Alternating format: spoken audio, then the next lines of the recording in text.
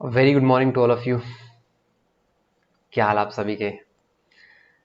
आप सभी का बहुत बहुत स्वागत है इंश्योरेंस और फाइनेंशियल मार्केट अवेयरनेस के इस पूरे डिटेल्ड कोर्स में, जहाँ पे हम एल आई सी डब्ल्यू को टारगेट करके इंश्योरेंस और फाइनेंशियल मार्केट अवेयरनेस को इतना डिटेल में और इतना हाई क्वालिटी तक पढ़ने वाले हैं जिसकी कोई हद नहीं है।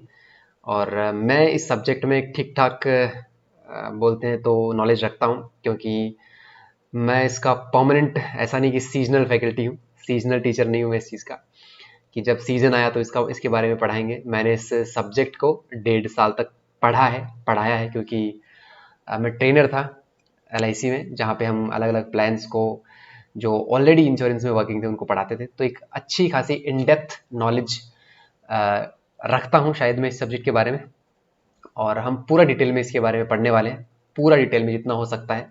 और मैं आपको ये अश्योर करता हूँ इस चीज़ के बारे में कि जब आप इस डिटेल कोर्स को पूरा करोगे, पूरा फ्री रहेगा, यूट्यूब पे रहेगा, जितने भी लेक्चर्स इसके होते हैं, मैं इसकी पूरी पीडीएफ जो है वो अपने टेलीग्राम चैनल पे आपको प्रोवाइड कर दूंगा।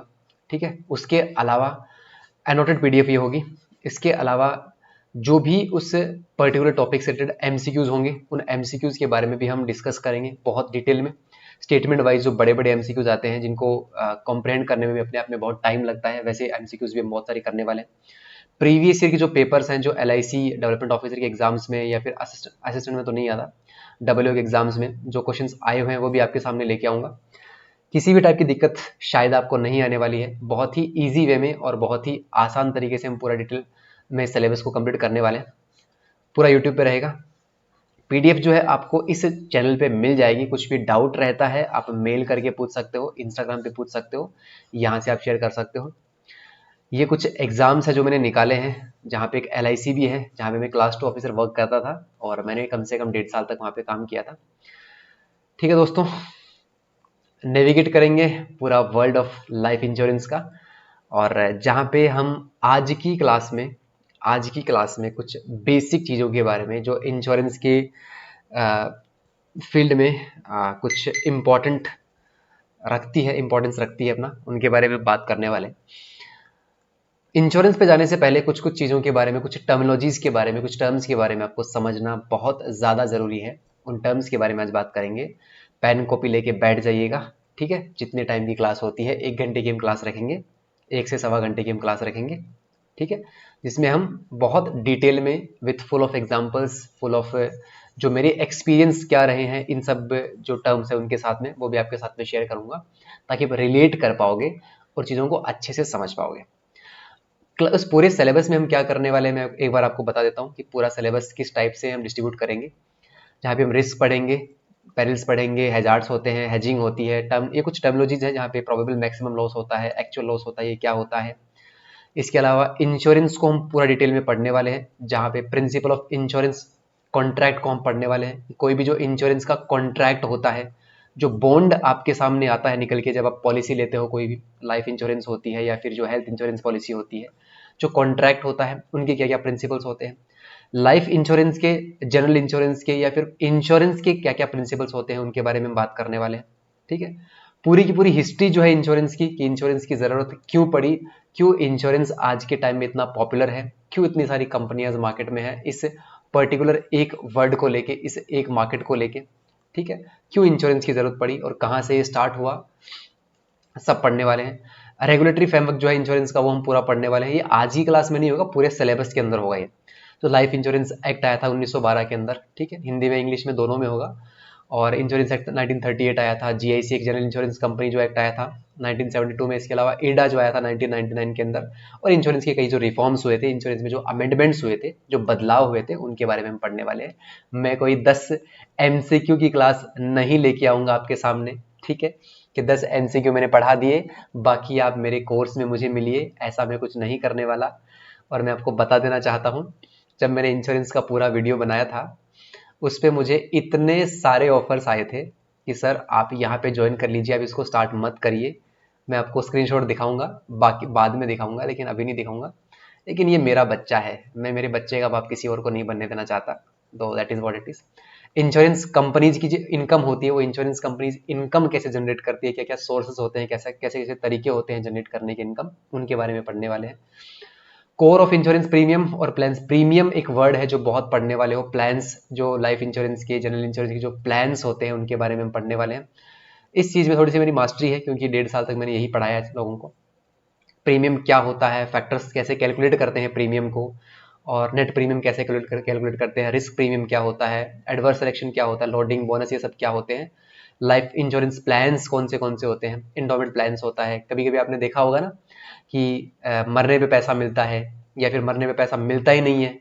ठीक है, सॉरी, मरने पे पैसा मिलता है, या फिर कभी कभी ऐसा होता है कि आपके मरने के बाद आपके एम्प्लॉयज़ को पैसा मिलता है, या फिर एक सर्टेन लिमिट तक आपकी पॉलिसी चलती है, उसके बाद में आपको ही पैसा मिल जाता है। ठीक है, तो एंडोमेंट प्लान्स होते हैं, पूरी लाइफ टाइम चलने वाले प्लान्स होते हैं। कुछ रिटर्न्स होते हैं, टाइम टाइम पे आपको रिटर्न मिलते रहते हैं, 5 साल के बाद में, 10 साल के बाद में, 15 साल के बाद में। वैसे भी बहुत सारे प्लान्स LIC में है। कन्वर्टेबल प्लान, आप चेंज भी कर सकते हो प्लान्स को। जॉइंट लाइफ इंश्योरेंस प्लान्स होते हैं जहाँ पे आप, आपकी वाइफ, आपका बच्चा, पूरी कॉर्पोरेट जो है आपकी पूरी की पूरी एक ऑफिस है, उसका भी अपना एक इंश्योरेंस होता है। चाइल्ड लाइफ प्लान्स भी होते हैं। ये सब पढ़ने वाले हम लोग। एडवांस कॉन्सेप्ट जो होते हैं, ऑफरिंग जो होती है लाइफ इंश्योरेंस की, जनरल इंश्योरेंस की, या फिर अलग अलग टाइप की कॉन्सेप्ट कौन से होते हैं, ये सब टर्म्स है। राइडर क्या होता है, फीचर्स क्या होते हैं, रिटायरमेंट प्लान्स कैसे होते हैं, ग्रुप इंश्योरेंस क्या होता है, हर यूलिप प्लान्स क्या होता है, यूनिट लिंक इंश्योरेंस प्लान जो क्या होते हैं, मार्केट लिंक प्लान्स कौन से होते हैं। हर एक टर्म को इतना डिटेल में पढ़ने वाले हैं। मैं एक बार दिखा देता हूँ, मैं एक बार दिखाना चाह रहा हूँ जिससे हम क्या क्या पढ़ने वाले हैं, ताकि ओवरऑल आइडिया आपको मिल जाए। ठीक है, क्या क्या आवश्यक प्रक्रिया होती है, क्या क्या प्रोसेस होती है। ठीक है, और कैसे हम, मतलब कौन सी प्रोसेस से हम लाइफ इंश्योरेंस करते हैं, अलग अलग इंश्योरेंस को करते हैं। प्रीमियम और पॉलिसी जो एडजस्टमेंट कैसे करते हैं पॉलिसीज का, रिवाइवल कैसे करते हैं। कभी कभी ऐसा होता है कि हमारे पास पैसा नहीं होता जमा करने के लिए, कुछ महीनों तक हम पैसा जमा ही नहीं करते, उसके बाद हम लाइफ इंश्योरेंस के, किसी भी इंश्योरेंस के ऑफिस में आते हैं। मैं बार बार लाइफ इंश्योरेंस इसलिए यूज ले रहा हूँ क्योंकि मैंने लाइफ इंश्योरेंस में काम किया है। ठीक है, रिवाइवल कैसे करते हैं। ठीक है, इसके अलावा मैनेजमेंट कैसे होता है पॉलिसी का, क्लेम सेटलमेंट कैसे करते हैं, जहां से हमने इंश्योरेंस की जरूरत पड़ी थी, क्यों इंश्योरेंस मार्केट में आया, क्यों इंश्योरेंस लाइफ में आया, एक नॉर्मल पर्सन की लाइफ में इंश्योरेंस क्यों आया, से लेके उसका जो क्लेम होता है, क्लेम मैच्योरिटी पे मिलता है, क्लेम डेथ पे मिलता है, और क्लेम सरेंडर पे मिलता है। जब हम सरेंडर करते हैं, हमारे पास पैसा भरने को नहीं होता, तब हम पैसा क्लेम ले सकते हैं। कितने सारे तरीके होते हैं क्लेम्स लेने के। पॉलिसी मैनेजमेंट कैसे होता है, कौन कौन मैनेज करता है पॉलिसी को। टाइप ऑफ एग्रीमेंट, असाइनमेंट कैसे करते हैं। नॉमिनेशन, मान लीजिए छोटा बच्चा है, कोई 5 साल का बच्चा है, अब उसको पैसा तो मिल नहीं सकता, तो उसके लिए हम असाइनी रखते हैं, नॉमिनी रखते हैं। क्लेम्स और राइडर क्या होते हैं। राइडर मतलब मान लीजिए कोई एक्स्ट्रा बेनिफिट आपको लेना है, ADD भी होता है, एक्सीडेंटल डेथ डिसेबिलिटी बेनिफिट होता है। तो ये सब हम कैसे लेते हैं, इनकी क्या ज़रूरत होती है, और इनके क्या क्या फ़ायदे होते हैं, इनसे प्रीमियम पे क्या असर पड़ता है, ये सब चीज़ें हम पढ़ने वाले हैं। और इसके अलावा बहुत सारी टर्मिनोलॉजी, बहुत सारी टर्म्स LIC इंश्योरेंस के अंदर इतनी सारी टर्मिनोलॉजी है, इतनी सारी टर्म्स है, वो टर्म्स में लिख नहीं सकता यहाँ पे, क्योंकि ऑब्वियस रीजन है, क्योंकि टर्म्स बहुत सारी होती है। हम इंडिविजुअल टर्म्स को इतना डिटेल में पढ़ने वाले हैं, आपको बहुत ज़्यादा मजा आने वाला है इस पूरे कोर्स में, दैट इज़ माई गारंटी। ये मैंने पूरा इंट्रोडक्शन दिया। टर्म्स मैं लिख नहीं सकता फॉर ऑब्वियस रीजन, क्योंकि बहुत सारी टर्म्स है ना। 60-70 टर्म्स के आसपास हम पढ़ने वाले हैं, लेकिन 60% टर्म्स को हम सेपरेटली पढ़ेंगे, जो मैंने यहाँ पे नहीं दिखाई है। इसके अलावा कम से कम 20-30% के आसपास जो टर्म्स है, जो टर्म्स का मतलब वर्ड, जैसे राइडर एक वर्ड आया, ठीक है, असाइनी एक वर्ड आया, एडजस्टमेंट एक वर्ड आया, रिस्क रेगुलेशन एक वर्ड आया, ठीक है, क्लेम्स एक वर्ड आया। तो ये जो टर्म्स होती है, इन टर्म्स का एक्चुअल मतलब क्या है। जैसे MPL आया था, ठीक है, मैक्सिमम प्रोबेबल लॉस आया था, तो इसका एक्चुअल मतलब क्या होता है, इन सबको हम बहुत डिटेल में पढ़ने वाले हैं। ये मैंने एक पूरा इंट्रोडक्शन दिया है, ठीक है, ताकि आपको एक आइडिया लग जाए। ठीक है दोस्तों, आई होप आपको पूरा ये ओवरऑल समझ में आ गया होगा कि हम क्या क्या इस कोर्स में पढ़ने वाले हैं। ये मैंने आपको, आप यकीन मानिए, 50% चीज़ें आपको दिखाई है। ये जो क्लासेस मैंने आपको दिखाया है, चीज़ें मैंने आपको दिखाई है, इनमें बहुत टाइम लगेगा, ये 50% है। इसके अलावा हम 50% में टर्म्स पढ़ेंगे, उन टर्म्स में अपने आप में बहुत टाइम लग जाएगा। टर्म्स का एक पूरा अलग सेपरेट पूरा पोर्शन होता है, जिसमें हम अलग अलग टर्मिनोलॉजी को पढ़ेंगे। टर्म्स आपको पता होगी कि क्या होते हैं, उनको हम पढ़ेंगे, उनका एक्चुअल मतलब देखेंगे। एक्चुअरीज होता है, अंडर राइटर्स होता है, क्या होते हैं, डिपार्टमेंट्स होते हैं बहुत सारे, उनका क्या मतलब होता है, तो हम उनके बारे में पढ़ने वाले हैं। ठीक है, बहुत मजा आने वाला है। और बने रहोगे तो बहुत कुछ सीखोगे, क्योंकि वो सब मिलेगा जो किसी भी मतलब कोर्स, तो मैं क्या बोलूँ, मतलब शर्म आती है मेरे को बोलते हुए कि किसी भी कोर्स से तो ये 100 टाइम बेटर होगा, क्योंकि मैं कोई सीजनल नहीं हूँ। ये बात मैं आपको बता दें, मैं कोई सीजनल नहीं हूँ इस चीज़ का। जब सीजन आया तो लग जाएंगे, ऐसा कुछ नहीं है। ये बहुत प्यारी चीज़ है और दिल के करीब चीज़ है। तो वही है, मैं चाहता हूँ कि सबसे ज़्यादा जो स्टूडेंट है वो इस पर्टिकुलर बैच से निकल के आए, और ये मेरी हमेशा उम्मीद रहेगी और मैं यही चाहूँगा। बाकी कुछ देखो, सरकार पैसे दे रही है तो अभी तो कोई टेंशन है नहीं कि आपसे पैसे लूँ। चलिए, तो हम सबसे पहले स्टार्ट करते हैं। सबसे पहले जो मैंने आपको बताया, सबसे पहले हम स्टार्ट करते हैं अपना रिस्क। और इतना इजी में आप पढ़ोगे ना, आपको लगेगा सर इतना इजी है, इतना मजा आएगा पढ़ने में, इतना इजी है, इतना अच्छा लग रहा है। चलिए, गिव मी 1 मिनट।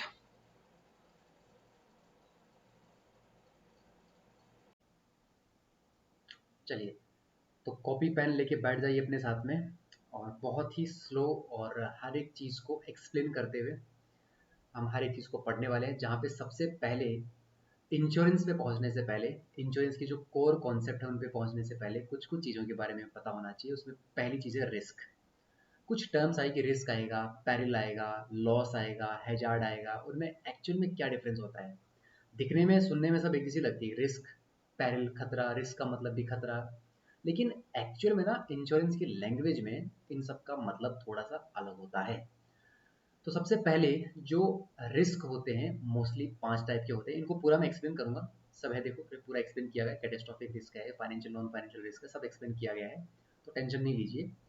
और सब कुछ मेरे ऊपर आप छोड़ सकते हो, है ना। थोड़ा सा मैं छोटा कर देता हूँ खुद को, ताकि आराम से चीज़ें दिख जाए। नहीं समझ में तो थे बोल दिया मन, कोई बात को नहीं है भैया, ठीक है। आप देख लीजिए आराम। सॉरी, मारवाड़ी बोलने लग गया था, सॉरी। देखिए, सबसे पहले एक टॉपिक, एक चीज़ आती है, इसको बोलते हैं रिस्क। ठीक है, रिस्क का मतलब होता है जोखिम, इसको बोलते हैं हिंदी में जोखिम। 5 टाइप्स के होते हैं। सबसे पहले होता है कैटेस्ट्रॉफिक, विनाशकारी रिस्क। दूसरा होता है financial and non financial risk, dynamic और static risk, pure and speculative risk होता है।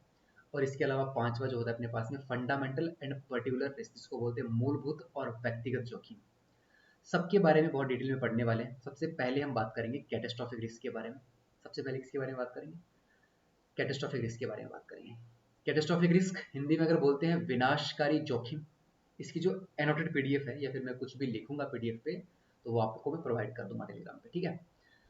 बात करते हैं क्या होता है कैटेस्ट्रॉफिक का मतलब होता है विनाशकारी जोखिम। ये एक ऐसे टाइप का रिस्क होता है जो बहुत बड़ी एक जियोग्राफिकल एरिया को कवर करता है। जियोग्राफिकल एरिया, जियोग्राफिकल एरिया मतलब बहुत बड़े एरिया को कवर करता है। बहुत बड़ी सिटी, बहुत बड़ी कंट्री, बहुत बड़ा कोई एरिया, उसको कवर करता है। देखो, ऐसे रिस्क जो बहुत बड़े स्तर पे होते हैं, मतलब बहुत ह्यूज लेवल पे होते हैं, उनका असर एक बहुत मतलब सारे लोगों पर मतलब बहुत बड़े जियोग्राफिकल एरिया को अगर कवर करेगा तो डेफिनेट सी बात है कि बहुत सारे लोगों को भी प्रभावित करेगा। रिस्क अचानक और अनकंट्रोलेबल होते हैं। जैसे मान लीजिए कि कोई फ्लड हो गया, फ्लड हो गया, कोई मान लीजिए अर्थक्वेक हो गया। देखो, फ्लड हो गया, अर्थक्वेक हो गया, आप लोगों से इन्फ्लेशन भी तो होता है। इन्फ्लेशन जो है ना, बहुत बड़े एरिया को कवर नहीं करता, वो इंडिविजुअल को कवर करता है। बहुत बड़ी पॉपुलेशन को वो कवर करता है। हमेशा चीज याद रखिएगा, एरिया और पॉपुलेशन में थोड़ा सा अंतर समझिएगा। इसलिए आपको बता देना चाहता हूँ। फ्लड हो गया, अर्थक्वेक हो गया मान लीजिए, ठीक है। इसके अलावा मान लीजिए कोई सुनामी हो गया, साइक्लोन हो गया। यहाँ पे दिए हुए हैं देखो, नेचुरल डिजास्टर। एग्जाम्पल क्या हो सकता है? नेचुरल डिजास्टर हो सकता है, अर्थक्वेक हो सकता है मान लीजिए। कैटास्ट्रॉफिक विनाशकारी, आपसे मतलब क्वेश्चन में बोल देगा which one is not the catastrophic risk. जहाँ पे एक बोल देगा अर्थक्वेक, एक बोल देगा फ्लड, एक बोल देगा साइक्लोन, एक बोल देगा इन्फ्लेशन। बताइए। अब आपको बोलोगे सर अर्थक्वेक भी बहुत बड़े एरिया को कवर करता है, फ्लड भी एक बहुत बड़े एरिया को कवर करता है, साइक्लोन भी एक बहुत बड़े एरिया को कवर करता है, इन्फ्लेशन भी एक बहुत बड़े एरिया को कवर करता है। लेकिन भैया, साइक्लोन के अंदर अमीर आदमी भी जाएगा, गरीब आदमी भी जाएगा। इन्फ्लेशन के अंदर अमीर आदमी के जाने के चांसेस थोड़े कम होते हैं, गरीब तो मरेगा ही मरेगा यहाँ पे। अर्थक्वेक के अंदर सब जाएंगे। अगर किसी गरीब आदमी का घर गिरता है तो वो भी जाएगा, किसी अमीर का घर गिरता है वो भी जाएगा, ठीक है। इन्फ्लेशन हो गया मान लीजिए, कोविड-19 हो गया मान लीजिए, तो कोविड-19 के अंदर ज़रूरी नहीं है कि बड़ा वाला जो अमीर आदमी है उसके चांसेस कम होते हैं, उसके पास प्रिकॉशंस अच्छी खासी होती है। तो पॉपुलेशन वो डिफरेंट है, वो आगे आएगा, वो फंडामेंटल रिस्क जो होते हैं उसके अंदर आता है, लेकिन हम देखेंगे उसको। तो आप एक चीज़ को समझिए कि बहुत बड़ा जो जियोग्राफिकल एरिया होता है उसके अंदर आने वाले जानवर, उसके अंदर आने वाले अमीर आदमी, उसके अंदर आने वाली गाड़ियाँ, गरीब आदमी, सब उसके अंदर कवर हो जाते हैं। अर्थक्वेक आता है ना, तो वो ये नहीं देखता कि ये अमीर है या गरीब है, ये जानवर है कि जानवर नहीं है, वो सबको लेके जाता है। सुनामी जब आती है ना, तो वो अमीर गरीब सबको लेके जाती है। तो जो नेचुरल डिजास्टर आप समझ सकते हो, इसको हम बोल सकते हैं कैटास्ट्रोफिक रिस्क। कैटास्ट्रोफिक रिस्क जो है नेचुरल भी हो सकते हैं और ये मैन मेड भी हो सकते हैं। मैन मेड मतलब जैसे कोई मान लीजिए कोई टेररिस्ट अटैक हो गया, जब टेररिस्ट घुसते हैं तो वो ये नहीं देखते कि ये जानवर है, वो ये नहीं देखते कि ये अमीर आदमी है, वो ये नहीं देखते कि गरीब आदमी, वो सबको लेके जाते हैं। कोई वॉर होता है तो वो ये नहीं देखता कि ये अमीर आदमी है, तो वो सबसे पहले उसी को मारता है क्योंकि पैसा उसी से सबसे पहले आता है। ठीक है, गरीब आदमी बेचारा अपने आप मारा जाता है। न्यूक्लियर जो एक्सीडेंट होता है ये सब क्या है, मैन मेड है। टेररिस्ट अटैक मैन मेड होता है, ये नेचुरल डिजास्टर बिल्कुल भी नहीं हो सकता। वॉर हमेशा मैन मेड होता है। कोई नेचुरल डिजास्टर या फिर कोई प्रकृति कभी वॉर करना नहीं चाहती किसी के साथ में। न्यूक्लियर जो एक्सीडेंट होता है, न्यूक्लियर वॉर होता है, ये सब क्या होते हैं, मैन मेड होते हैं। ये भी एक बहुत बड़े जियोग्राफिकल एरिया को कवर करते हैं। तो जो अल्टीमेट डेफिनेशन है इस कैटास्ट्रोफिक रिस्क की वो क्या होती है, ये बहुत बड़े जियोग्राफिकल एरिया को कवर करते हैं। ये सब जब भी दिख जाए ना, ये टर्म्स जब भी दिख जाए तो हमेशा समझ जाना कि वो एक कैटास्ट्रोफिक रिस्क होगा। I you getting my point? Insurance और फाइनेंशियल मार्केट अवेयरनेस के अंदर बहुत सारे एग्जांपल्स ऐसे होंगे जो कोलैप्स होंगे। कुछ इसके एग्जांपल है ना, वो आगे भी आपको दिख जाएंगे, लेकिन वहां पे उनका एक्चुअल मतलब अलग होता है। आप समझ पाए इसको, कैटास्ट्रोफिक रिस्क को? चलिए अगला चलते हैं, फाइनेंशियल और non financial risk. Financial and non financial risk. Let me check, proper दिख रहा है ना? थोड़ा सा साइड छुप रहा है ये। आप टेंशन बिल्कुल नहीं लेना, हर एक चीज को बहुत डिटेल में हम समझेंगे। फाइनेंशियल रिस्क क्या होता है, जहां पे वो रिस्क जिसमें सीधा जो नुकसान होता है वो पैसे का होता है, सीधा पैसे का नुकसान जिसमें होता है। जैसे मान लीजिए एग्जांपल आपने क्या दिया कि स्टॉक मार्केट में आपने पैसा इन्वेस्ट करा और वो पूरा का पूरा शेयर जो वो डूब गया, पूरा का पूरा शेयर क्या बर्बाद हो गया, तो आपके पूरे के पूरे पैसे नुकसान में चले गए। देखो, अब आप बोलोगे सर, जब वॉर होता है, न्यूक्लियर वॉर होता है या फिर मान लीजिए कोई टेररिस्ट अटैक होता है, उसमें भी तो पैसे के लिए वो करते हैं। लेकिन वहां पे डायरेक्टली पैसे का नुकसान नहीं होता, वहां पे इंसान का नुकसान भी होता है।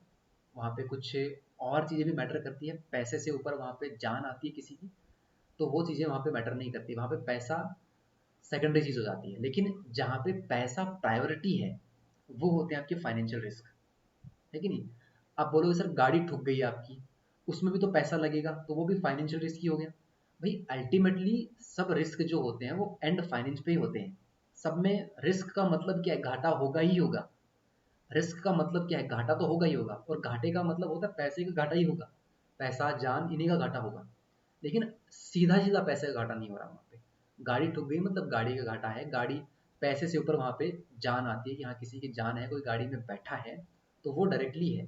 इनडायरेक्टली वहां पे पैसा आ रहा है कि हाँ भैया अगर इसको कुछ हो गया तो इसका इलाज करवाने के लिए पैसे की जरूरत पड़ेगी। लेकिन स्टॉक मार्केट में किसकी जान लग रही है बताओ? स्टॉक मार्केट में अगर आप इन्वेस्ट करोगे तो कौन सी गाड़ी ठुक रही है आपकी, कौन सा, भाई किसकी जान जा रही है? सीधा पैसा डूब रहा है या फिर पैसा अच्छा बन रहा है, और वहां पे शेयर गिर गया। तो जो डायरेक्ट रिस्क जो पैसे से रिलेटेड होते हैं, डायरेक्ट पैसे से, नॉट इनडायरेक्ट। देखो इनडायरेक्ट तो सारे के सारे जो होते हैं ना वो पैसे से भी जाके, पैसे पे जाके खत्म होते हैं। किसी का एक्सीडेंट हो गया, जान पहले आती है, पैसा बाद में आता है यहाँ पे। तो ये क्या है, इनडायरेक्टली पैसा है, इनडायरेक्टली पैसे का नुकसान हो रहा है यहाँ पे। किसी को जुकाम हो गया, किसी को बुखार हो गया, किसी को पैरालिसिस हो गया, तो डायरेक्टली यहाँ पे पैसे का नुकसान नहीं है। इनडायरेक्टली है कि बाद में पैसे की जरूरत तो पड़ेगी पड़ेगी, नुकसान तो पैसे का होगा लेकिन पहले वहां पे जान आ रही है। तो स्टॉक मार्केट में लगाया आपने पैसा और शेयर गिर गया तो आपका वहां पे डायरेक्ट पैसे का नुकसान हो गया, तो ये क्या है, ठीक है, फाइनेंशियल रिस्क का एग्जांपल है। एक्सीडेंट में गाड़ी टूटी और रिपेयरिंग में पैसा खर्च हुआ, रिपेयरिंग में, जान की बात यहाँ पे नहीं बोली, रिपेयरिंग में पैसे की बात बोली। रिपेयरिंग में पैसा खर्च हुआ तो आपको पता है, अगर मान लीजिए आप अगर सही सलामत हो, आपकी गाड़ी कहीं ठुक गई, गाड़ी का जो साइड मिरर होता है मान लीजिए वो टूट गया, तो डायरेक्टली पैसे का नुकसान हुआ वहां पे, ठीक करवाओगे पैसे का नुकसान होगा। नॉन फाइनेंशियल रिस्क का मतलब क्या होता है, वहां पे दूसरा नुकसान ज्यादा होता है, जैसे मेंटल स्ट्रेस हो सकती है मान लीजिए, रेपुटेशन लॉस हो सकता है, हेल्थ प्रॉब्लम हो सकती है। वहाँ पे नॉन फाइनेंशियल रिस्क का मतलब आप समझ सकते हो कि डायरेक्टली पैसे का नुकसान वहाँ पे नहीं होता है, आपको कुछ अलग चीज़ों से गुजरना पड़ता है। फॉर एग्जाम्पल मेंटल स्ट्रेस हो गया, यहाँ पे डायरेक्टली पैसे का नुकसान नहीं, लेकिन लॉस है यहाँ पे, ये कोई फाइनेंशियल रिस्क नहीं है। मेंटल स्ट्रेस हो गया, रेपुटेशन डाउन हो गई, हेल्थ प्रॉब्लम हो गई, जुकाम हो गया, तो पहले वहाँ पे हेल्थ है आपकी, बाद में पैसा है, ठीक है, वो सब आप समझ सकते हो। एग्जाम में आप मान लीजिए, एग्जाम्पल भी मैंने दिया था, ये कुछ चीज़ें छूटे नहीं, स्टार्टिंग में कुछ कुछ, क्योंकि बहुत टाइम हो गया मेरे को पढ़ाए हुए, तो कुछ एग्जाम्पल्स मैंने लिखे हैं, वरना एग्जाम्पल्स मेरे बाई बर्थ याद रहते हैं। एग्जाम्पल में फेल होना बहुत पैसे का नुकसान नहीं, लेकिन करियर यहाँ पे रिस्क पे होता है। तो डायरेक्ट यहाँ पे पैसे का नुकसान नहीं होता है। मैं जब एमसीक्यूज करवाऊंगा ना आपको, तब ये चीज़ें और ज़्यादा अच्छे से क्लियर होगी। यहाँ पे किसी कंपनी की इमेज खराब हो गई, यहाँ पे क्या है, रेपुटेशन लॉस है यहाँ पे। अब बोलोगे सर रेपुटेशन लॉस है तो पैसे का भी तो नुकसान होगा। जब रेपुटेशन लॉस होगी तो आपको पता है उसकी सेल कम होगी, और जब सेल कम होगी तो आपको पता है रेवेन्यू कम होगा, रेवेन्यू कम होगा तो आपको पता है प्रॉफिट कम होगा। तो बोलोगे सर पैसे का नुकसान तो है यहाँ पे, लेकिन वो बाद में है, रेपुटेशन लॉस पहले आती है वहाँ पे। तो फाइनेंशियल और नॉन फाइनेंशियल रिस्क मेरे हिसाब से आप पूरे अच्छे तरीके से समझ गए होंगे। चलिए, तीसरा अपना होता है डायनेमिक एंड स्टैटिक रिस्क, जहाँ पे गतिशील और स्थिर जोखिम इसको हिंदी में बोलते हैं। डायनेमिक रिस्क कौन से होते हैं? ये जो रिस्क होते हैं ना, वो सोसाइटी के बदलने से आते हैं। सोसाइटी मतलब कि बहुत ऐसा होता है कि यार बहुत बड़ी कोई चेंज आ गया, पूरा सोसाइटी पूरा चेंज हो गया, पूरा एनवायरमेंट ही चेंज आ गया। मान लीजिए पहले हम नॉर्मली एंड्रॉइड यूज़ करते थे, iOS यूज़ करते थे, गूगल यूज़ करते थे, अब डायरेक्टली क्या हो गया, एआई आ गया। तो एआई के आने से क्या हो गया, एक बहुत बड़ा एक गतिशील रिस्क पैदा हो गया, एक गतिशील रिस्क पैदा हो गया। यार आप समझिएगा, ये रिस्क इकोनॉमी या सोसाइटी के बदलने से आते हैं। अगर इकोनॉमी चेंज हो रही है, पूरी की पूरी इकोनॉमी चेंज होगी, मान लीजिए पहले कुछ था, पैसे थे, अभी पूरा का पूरा डीमोनेटाइजेशन हो गया। तो डीमोनेटाइजेशन की वजह से जो रिस्क हुआ है, जो लोगों को रिस्क हुआ है, किसी भी टाइप का रिस्क हुआ है, तो अगर आपसे ये बोले कि डीमोनेटाइजेशन की वजह से आपको पता है कि पूरा का पूरा इन्वायरमेंट चेंज हो गया, रिस्क इकोनॉमी, सोसाइटी, इन्वायरमेंट, ठीक है। जब पूरा का पूरा इन्वायरमेंट या फिर कोई गवर्नमेंट, जब गवर्नमेंट भी चेंज होती है तब आपको पता है बहुत सारे नुकसान होते हैं। बोलोगे ये जो आपको पता है कि ये कि जो राशन कार्ड था वो हमने नहीं बनाया था, अगर ये आज प्रेजेंट में चलेगा तो हमारी सरकार की प्रमोशन कम होगा तो इसको हटा देते हैं, है कि नहीं। तो अलग अलग टाइप के रिस्क हो सकते हैं। तो जब चेंज बहुत बड़े स्केल पे होता है, किसके बदलने से, इकोनॉमी के बदलने से, ये टर्म्स याद रखना, जब ये टर्म्स कहीं दिख जाए तो उसका मतलब वो डायनेमिक रिस्क है। सोसाइटी के बदलने से, मान लीजिए ऐसा समझ सकते हो कि देखो आ गया ना, यहाँ पे गवर्नमेंट पॉलिसी चेंज होने से, जीएसटी लागू होने से मान लीजिए कितने कितना नुकसान होता है। पहले 5% जीएसटी, फिर 8% जीएसटी, कितना कितना होता है, 18% जीएसटी होता है, 28% जीएसटी होता है, चेंज होते रहते हैं बार बार, ठीक है। तो इन सब के चेंजमेंट से, गवर्नमेंट पॉलिसीज के चेंजमेंट से, न्यू टेक्नोलॉजीज, मान ली न्यू टेक्नोलॉजीज के आने से जो ओल्ड टेक्नोलॉजी है, ओल्ड बिजनेस बंद हो गए, और जो इतने अडेप्टिव नहीं थे अपनी टेक्नोलॉजी, न्यू टेक्नोलॉजी को लेके, तो उनको बहुत बड़ा प्रॉब्लम फेस करनी पड़ी। कोविड 19 पैंडेमिक आया तो मार्केट पूरा कोलैप्स हो गया, डिसरप्ट हो गया, जॉब लॉसेस हो गई। तो आप समझ सकते हो कि इकोनॉमी के चेंज से, मान लीजिए पूरा का पूरा डिमोनेटाइजेशन हो गया, तो उसकी वजह से, सोसाइटी के बदलने से, कोई सोसाइटी में कुछ अलग रूल्स थे, अब नए रूल्स आ गए, तो पूरा का पूरा चीज़ें चेंज हो गई। इन्वायरमेंट चेंज होने से, कोविड 19 चेंज होना मतलब पूरा का पूरा इन्वायरमेंट चेंज हो गया। गवर्नमेंट के चेंज होने से, गवर्नमेंट पॉलिसीज के चेंज होने से, अगर ऐसे कुछ आप टर्मिनोलॉजीज देखते हो तो इसका मतलब वो क्या होता है, डायनेमिक रिस्क के अंदर में आता है। I you getting my point? I hope ये पूरा समझ में आया होगा। स्टैटिक रिस्क का मतलब ये रिस्क हमेशा क्या होते हैं, सेम रहते हैं, समय से कोई बदलाव इनमें नहीं आता। एक्सीडेंट रिस्क हो गया, थेफ्ट या फिर बर्गलरी, एक्सीडेंट हो गया तो हो गया बस, अब ये रिस्क है तो है, आपका टांग टूट गई तो टूट गई, ये स्टैटिक रिस्क है। ये ना किसी सोसाइटी के बदलने से आया है, ना किसी ये इन्वायरमेंट के बदलने से आया है, ना ये किसी गवर्नमेंट पॉलिसी के बदलने से आया है, ना ये किसी जीएसटी लागू होने से आया है। ये एक रिस्क है जो स्टैटिक है, जो स्थिर जोखिम है। वो एक घाव घल गया, वो एक घाव आपके हो गया, तो एक स्टैटिक रिस्क है। कोई चोरी हो गई, ये एक बहुत बड़ा एक रिस्क है, और जो हमेशा मतलब ऐसा होता है ना कि यार चोरी हो गई भी रिस्क है, इसमें कुछ नहीं कर सकते आप। बर्गलरी चोरी हो गया, डेथ रिस्क हो गया, तो स्टैटिक रिस्क है, स्थिर रिस्क है। डेथ हो गई, ये इतना इंपॉर्टेंट नहीं है इसकी टर्मिनोलॉजी, लेकिन डायनेमिक रिस्क जो काफ़ी इंपॉर्टेंट है। और स्टैटिक रिस्क का मतलब जो स्टैटिक है, जो स्टैटिक है, मतलब एक्सीडेंट हो गया किसी का, थेफ्ट हो गया, चोरी हो गई, डेथ हो गई, ये क्या स्टैटिक रिस्क है भाई, ये होना फिक्स है। मान लीजिए कभी हो गया तो इसमें कुछ पता नहीं चलता, कुछ अनएक्सपेक्टेड सा होता है, कुछ भी हो गया बस खत्म, एक्सीडेंट रिस्क हो गया, थेफ्ट रिस्क हो गया। तो जो इसमें आपको बताता हुआ चलूंगा कि क्या ज़्यादा इंपॉर्टेंट है, तो डायनेमिक रिस्क जो है वो काफ़ी इंपॉर्टेंट है। स्टैटिक रिस्क को आप समझ सकते हो कि स्थिर रिस्क है।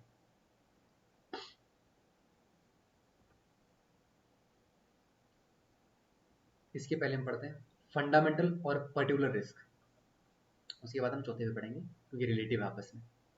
फंडामेंटल रिस्क का मतलब क्या होता है, मूलभूत और व्यक्तिगत जोखिम का मतलब क्या होता है, समझिएगा इस चीज को। फंडामेंटल रिस्क का मतलब ये होता है ऐसे जो बहुत बड़ी पॉपुलेशन को, मैंने अभी आपको बताया था कि बहुत बड़ी पॉपुलेशन को ये क्या करते हैं, प्रभावित करते हैं, इफेक्ट करते हैं। इंडिविजुअल इनको कंट्रोल नहीं कर सकता। फॉर एग्जाम्पल जैसे मान लीजिए अर्थक्वेक हो गया, फ्लड हो गया, सुनामी हो गया, सबको प्रभावित करते हैं। इन्फ्लेशन हो गया, अनएम्प्लॉयमेंट हो गया। ये जो अर्थक्वेक है, फ्लड है, सुनामी है, बोलोगे सर ये तो कैटेस्ट्रॉफिक रिस्क के भी एग्जाम्पल थे। भैया मैंने आपको क्या बताया था, जो एग्जाम्पल्स है वो कोलैप्स करेंगे आपस में। कुछ एग्जाम्पल इसके जो हैं वो उसमें भी आएंगे, उसके कुछ एग्जाम्पल इसमें भी आएंगे, लेकिन एक्चुअल लॉजिक समझिए, डेफिनेशन समझिए। वो डेफिनेशन ये है, ऐसे रिस्क हैं जो बहुत बड़ी पॉपुलेशन को या फिर पूरे समाज को प्रभावित करते हैं, इंडिविजुअल को कंट्रोल नहीं कर सकता। क्या अर्थक्वेक को इंडिविजुअल कंट्रोल कर सकता है, नहीं कर सकता। क्या फ्लड को कर सकता है, नहीं कर सकता। क्या सुनामी को कर सकता है, नहीं कर सकता। क्या इन्फ्लेशन को कर सकता है, नहीं कर सकता। क्या अनएम्प्लॉयमेंट को कर सकता है, बोलो सर नहीं कर सकता।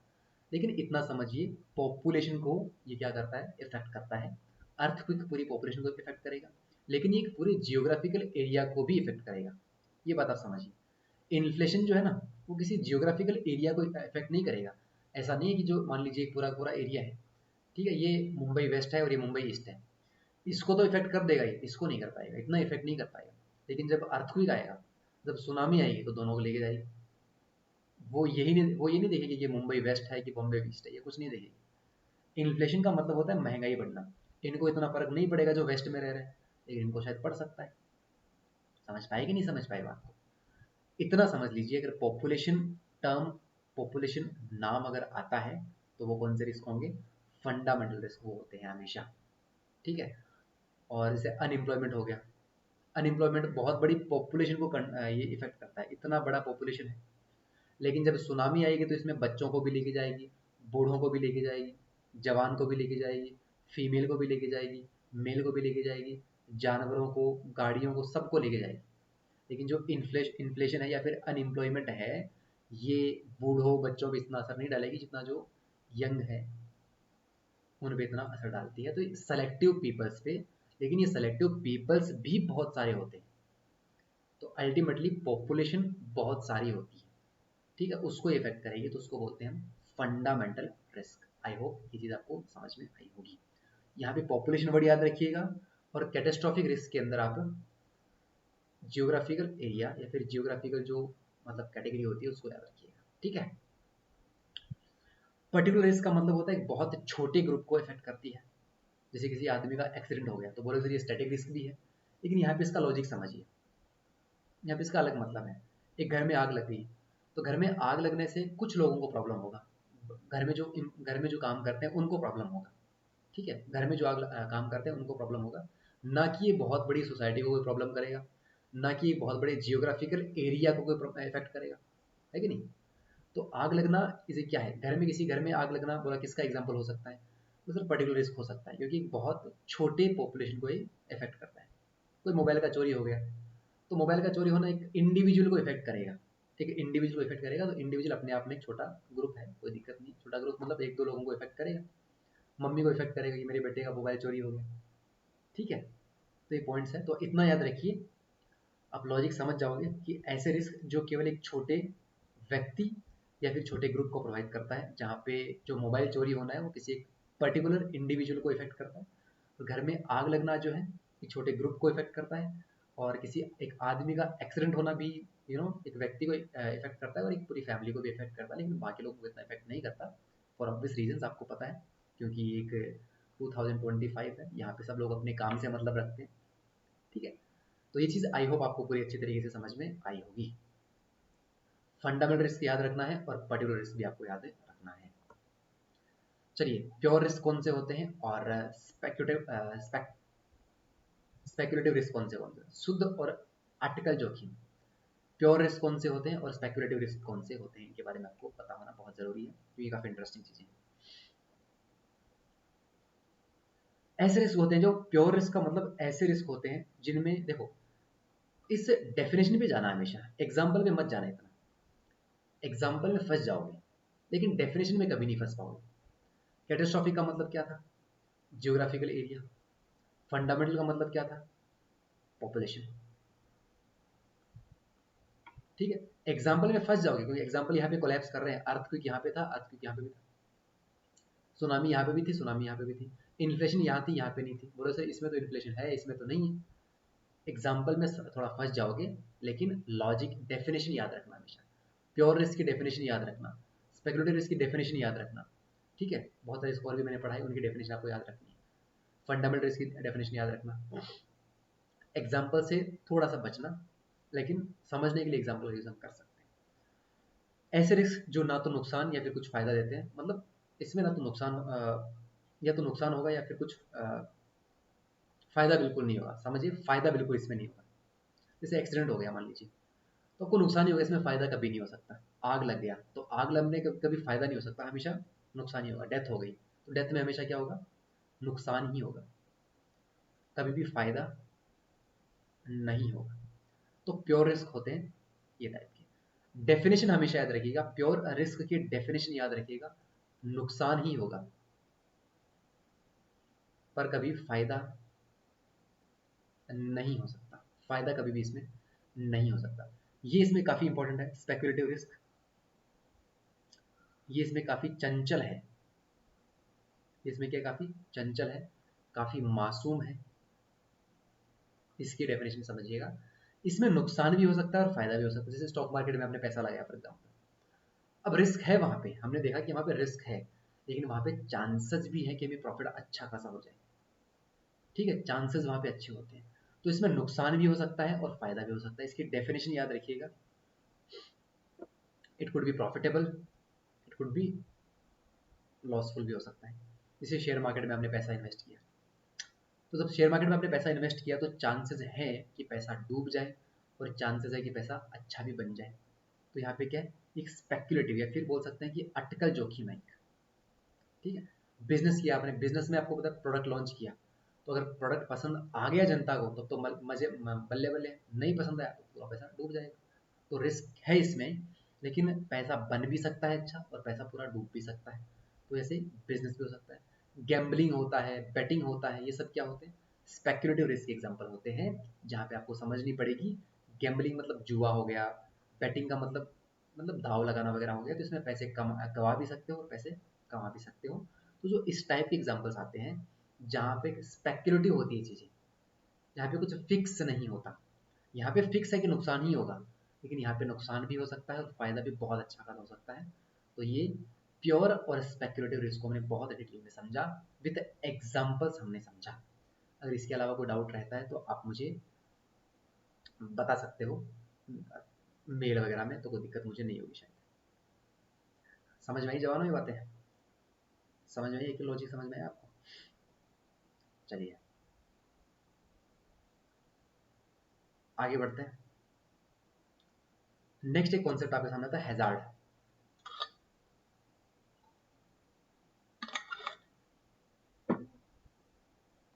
हैजार्ड को समझते हैं। हैजार्ड का मतलब है खतरा बढ़ने वाले कारण। हैजार्ड का मतलब होता है जो खतरे को बढ़ाते हैं, ऐसे रीजंस जो इंक्रीज करते हैं चांसेस ऑफ लॉसेस। डेफिनेशन क्या देखते हैं? Hazard is a condition that increase the chances of loss, जो इंक्रीज करते हैं चांसेस ऑफ लॉसेस के, जहां पे खतरा बढ़ने के चांसेस बहुत ज्यादा होते हैं। मतलब हैजार्ड वो चीजें होती है जो रिस्क बढ़ाती है और लॉस होने की संभावना बहुत ज्यादा कर देती है, उसको हम बोलते हैं हैजार्ड। उसको हम क्या बोलते हैं? उसको हैजार्ड बोलते हैं। एग्जाम्पल है आग। आग खुद एक रिस्क है, आग क्या खुद एक रिस्क है, लेकिन फैक्ट्री में पेट्रोल और ऑयल ड्रम पड़े हैं तो फायर का चांसेस बढ़ जाता है। मान लीजिए एक फैक्ट्री है, उसमें एक फ्लेमेबल कुछ आइटम्स पड़ा है, फ्यूल पड़ा है मान लीजिए, ठीक है, ड्रम्स पड़े हैं, पेट्रोल के ड्रम्स पड़े हैं, डीजल्स के ड्रम पड़े हैं, तो इनसे क्या होता है, ये है हैजार्डस थिंग्स।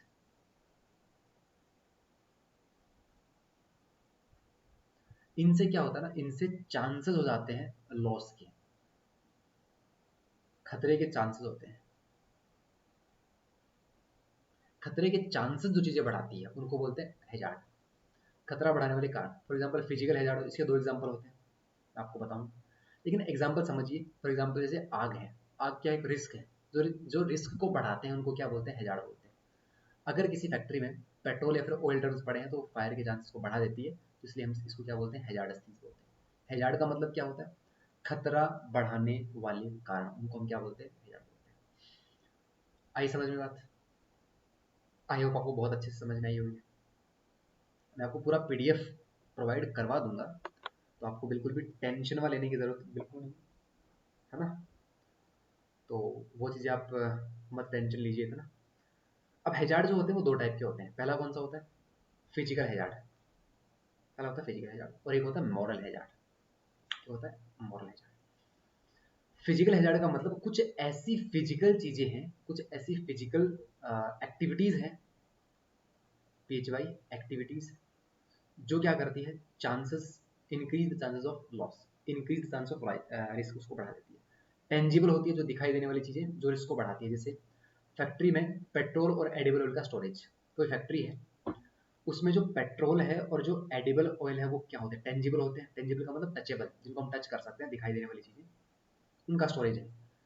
तो ये क्या है, फैक्ट्री में अगर पेट्रोल हम और एडिबल ऑयल का जब स्टोरेज करेंगे तो चांसेस होते हैं, मतलब रिस्क के चांसेस वहां पे होते हैं अच्छे खासे।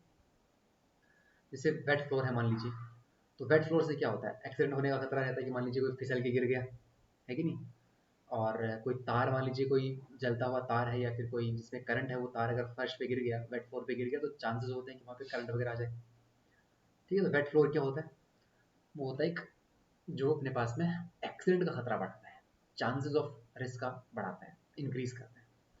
ओल्ड वायरिंग इन हाउस, जो ओल्ड वायरिंग है हाउस के अंदर, घर के अंदर, मान लीजिए कोई ओल्ड वायरिंग है, तो वो क्या करती है, ओल्ड वायरिंग जो होती है वो थोड़ा सा चांस बढ़ा देती है शॉर्ट सर्किट का, कि मान लीजिए अगर इधर उधर से कहीं से भी लीकेज हुआ, पानी चला गया अगर दीवारों में, तो खराब हो सकती है चीज़ें और रिस्क बढ़ सकता है।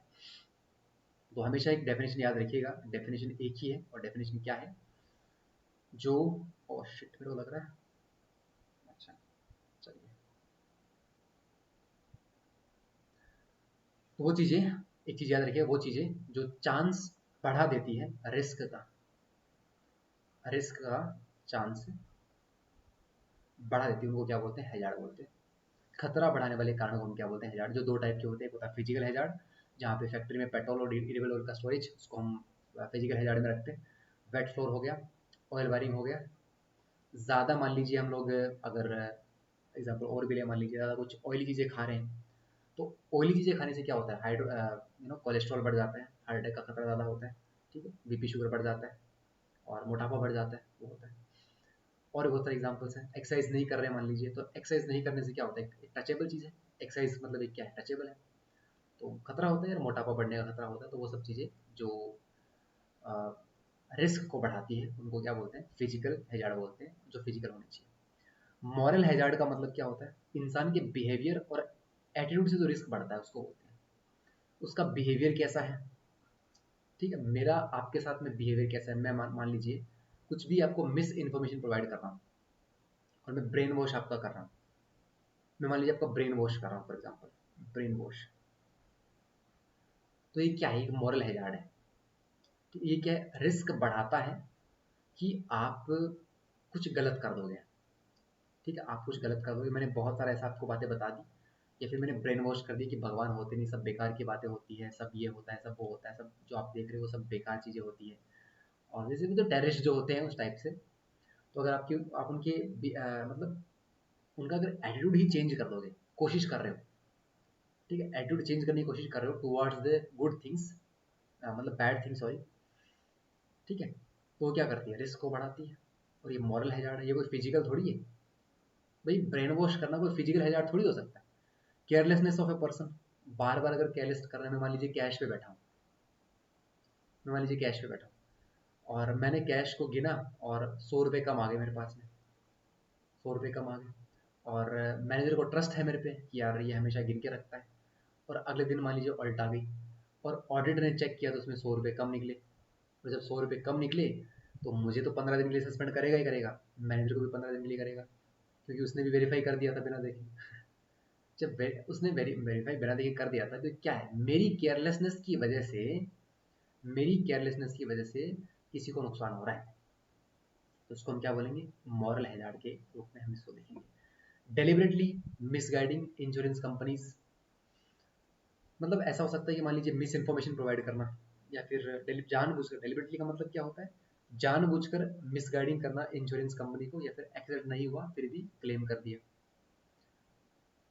किसी ने गाड़ी चोरी दिखाने के लिए खुद ही छुपा दी, ये क्या होता है, मॉरल हैजार्ड होते हैं। तो ऐसे मान लीजिए किसी ने गाड़ी चोरी दिखाने के लिए खुद ही छुपा दी।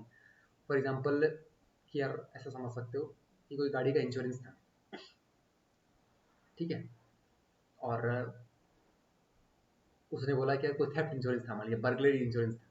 एक आगे पढ़ेंगे टर्म पढ़ेंगे बर्गलरी इंश्योरेंस, जिसमें क्या होता है, अगर आपकी गाड़ी को चोरी कर लेता है या फिर आपके घर में वो घुस जाता है, आपकी ज्वेलरी उसने चोरी कर ली, तो वो एक बर्गलरी इंश्योरेंस होता है। अब उसने क्या कर दिया, वो चीज़ बताई इंश्योरेंस कंपनी को, जाके बताई, लेकिन वो चीज़ तो गलत थी, ठीक है। अगर मान लीजिए ऐसा एक दो बार और करता है तो ये क्या, एक मॉरल हैजार्ड है, ये खतरे का रिस्क बढ़ाता है उस आदमी पे। अगर आप कोई मिस इन्फॉर्मेशन प्रोवाइड कर रहे हो, मान लीजिए आप किसी कंपनी को मिस इन्फॉर्मेशन या फिर मिसगाइड कर रहे हो, मिस इन्फॉर्मेशन प्रोवाइड कर रहे हो, तो आप पे खतरा है और उस कंपनी पे भी खतरा है। कंपनी को शायद आपसे कोई खतरा नहीं, क्योंकि कंपनी अपने आप में बहुत बड़ी है, आप अगर एक दो क्लेम इधर उधर करवा भी दोगे तो कोई फायदा नहीं, लेकिन आपकी पूरी पूरी लाइफ खराब हो जाएगी।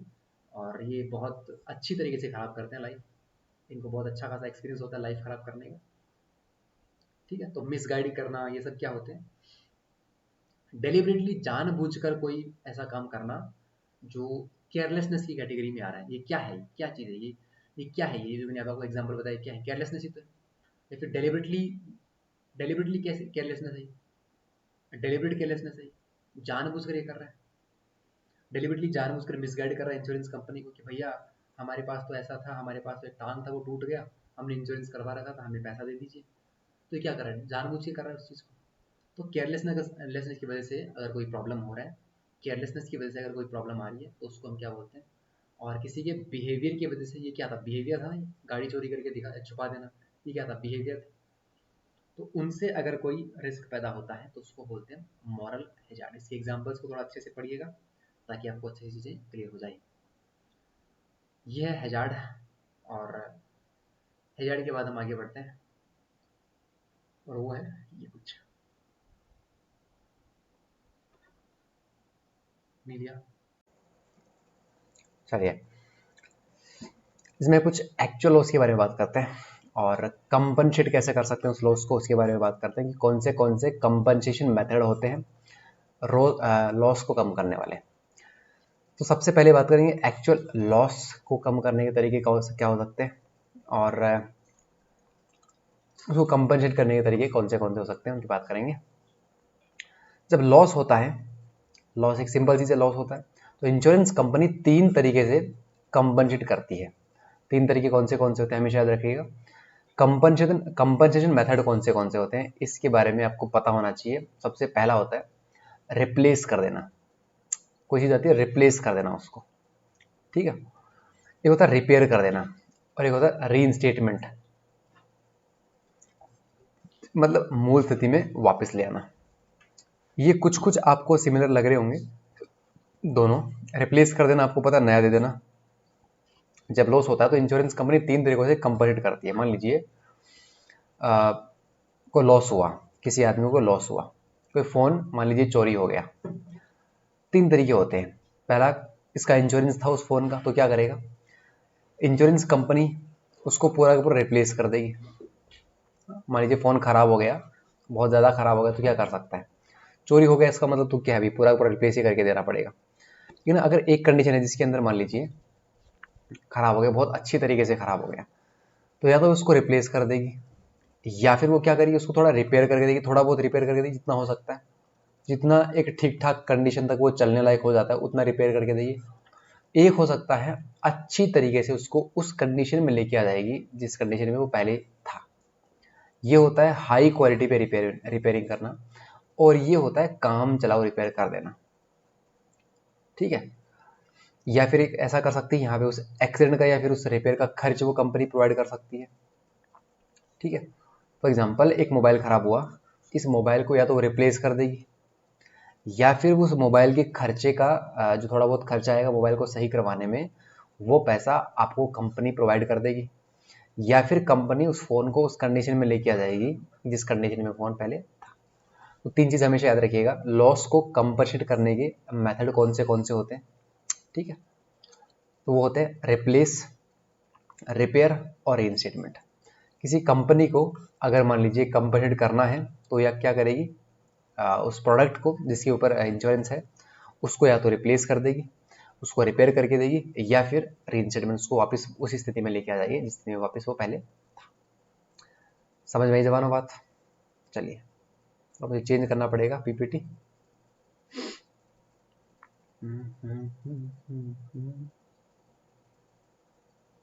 आगे बढ़ते हैं।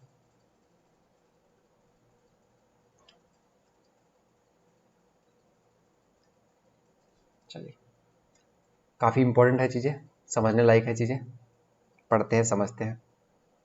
देखो, जो लॉस रिडक्शन टेक्निक्स, इससे पहले तो कुछ और पढ़ते हैं। देखो, कॉन्सिक्वेंसेस लॉसेस, कॉन्सिक्वेंसेस लॉस के बारे में बात करते हैं कि किसी परिणाम से कुछ अगर हानि हो जाती है। कॉन्सिक्वेंसेस लॉस का मतलब क्या होता है?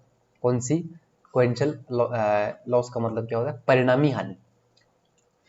Expense for cleaning and removal of डेब्राइजेस।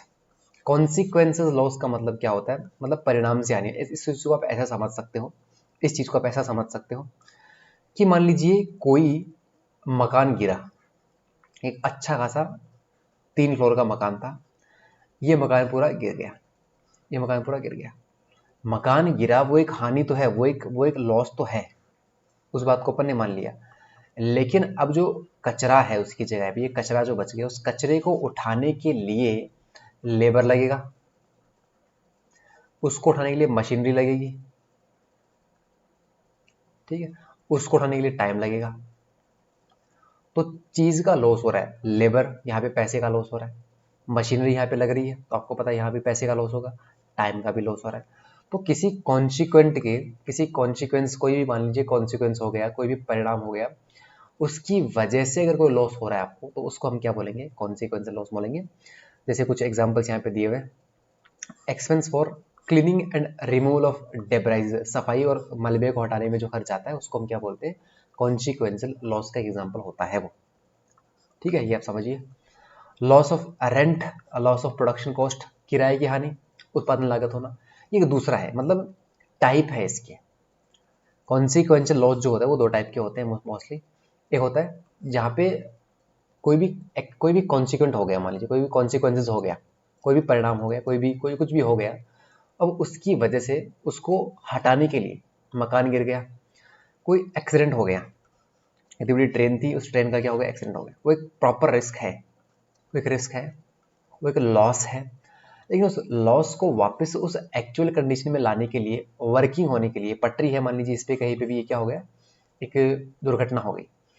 अब इस पटरी से इस ट्रेन को हटाने के लिए, यहाँ से लोगों को हटाने के लिए, उनको सही करने के लिए, यहाँ से जो मलबा हो गया या फिर जो सामान खराब हो गया उसको हटाने के लिए जो मैन पावर लगेगी, वो क्यों लग रही है? वो फालतू लग रही है भाई। अगर ये लॉस होता ही नहीं, ये अगर एक्सीडेंट होता ही ना तो मैन पावर लगती, यहाँ पे अलग अलग एम्बुलेंस लगेगी। ठीक है, तो वो क्या करेगी? वो क्या कर रही है? वो अपना टाइम खराब कर रही है। अगर वो होता ही नहीं मान लीजिए एक्सीडेंट, तो क्यों एम्बुलेंस वहाँ पे आती? एम्बुलेंस का आने का टाइम, उसका जो फ्यूल का खर्चा है, वो एक अलग से क्या हो गया? एक लॉस हो गया। तो ऐसा समझ लीजिए कि expense for cleaning and removal of debrises, सफाई या मलबे को हटाने के लिए जो खर्च होता है, या फिर किसी परिणाम के होने के बाद जो उस परिणाम के होने के बाद में जो उसके जो अवशेष होते हैं, या फिर उसका जो कॉन्सिक्वेंशियल होता है, उसको हटाने के लिए जो पैसा यूज होता है, जो अपने को लॉस होता है, उसको हम बोलते हैं कॉन्सिक्वेंशियल लॉस। जैसे लॉस ऑफ रेंट भी एक एग्जाम्पल हो सकता है।